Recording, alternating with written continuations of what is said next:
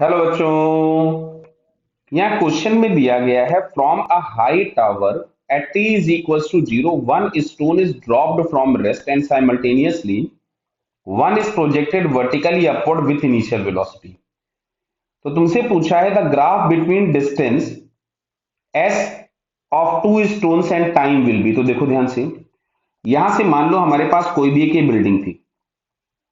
Clear? यहां से हम लोगों ने एक पार्टिकल को ड्रॉप किया है, ये बोला गया है ना स्टोन इज ड्रॉप्ड। यस, यहां पे इसको हम लोगों ने ड्रॉप किया जिसको हम लोग स्टोन वन बोल रहे हैं, and one is projected vertically upward जिसको हम स्टोन टू बोलते हैं। क्लियर है? With some initial velocity the graph S of two stones. अब देखिए, अगर मैं स्टोन वन की बात करूंगा तो इसकी इनिशियल वेलोसिटी जीरो है। डाउनवर्ड डायरेक्शन को हम लोग अगर मान लो प्लस ले लेते हैं तो ये हम लोगों के पास हो गया प्लस जी। किसी भी टाइम टी पे इसका एस बराबर लिखोगे तो UT plus half A T square. तो यहां से s बराबर आपके पास हो गया कितना, 1/2 GT स्क्वायर। ध्यान दीजिएगा डाउनवर्ड डायरेक्शन मैंने प्लस लिया हुआ है, तो जो एक्सेलरेशन ड्यू टू ग्रेविटी होगा वो नीचे ही एक्ट होगा, तो वो एक्सेलरेशन इस पे पहले वाले पे भी नीचे लगेगा और दूसरे वाले पे, तो दोनों के लिए g प्लस होगा। नहीं तो आप अपना दिमाग लगा दो और दूसरे वाले के लिए g माइनस ले लो।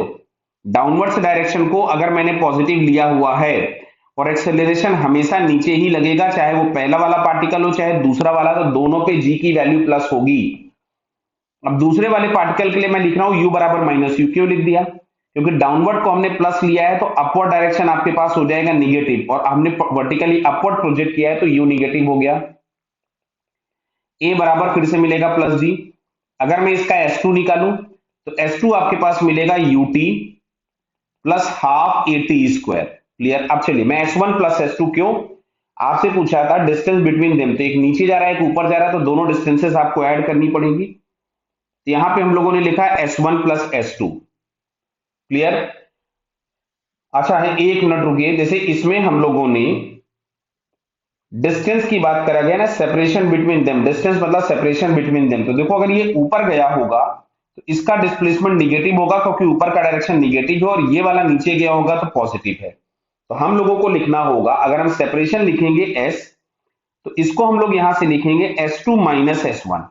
S2 माइनस S1, तो S2 हम लोगों के पास था minus of UT plus half GT square, और ये हो जाएगा आपके पास हाफ जीटी स्क्वायर। तो दिख रहा है ये दोनों टर्म्स कैंसिल हो गए, तो यहां से S बराबर मिल रहा है माइनस ऑफ यूटी।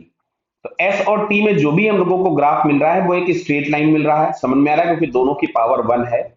अब हालांकि ये वाला ग्राफ अगर हम लोग देखें तो कुछ ऐसा बनना चाहिए, ऐसा निगेटिव स्लोप वाला, लेकिन यहां पे इन्होंने डायरेक्शन मेंशन नहीं कर रखी है। इसका मतलब ये अपवर्ड डायरेक्शन को प्लस लेकर के इन्होंने ग्राफ बनाया हुआ है। अदरवाइज ये कैलकुलेशन में या यहाँ पे कोई भी कंसेप्चुअली गलती नहीं है। केवल गड़बड़ क्या है कि हम लोगों ने डाउनवर्ड डायरेक्शन को प्लस लिया था, इन्होंने जो यहाँ पे चारों ऑप्शंस दिए हुए हैं वो अपवर्ड डायरेक्शन को प्लस लेकर के दिए। तो अगर अपवर्ड डायरेक्शन प्लस होती तो ये जो हमने माइनस यू लिखा हुआ है ये प्लस हो जाता।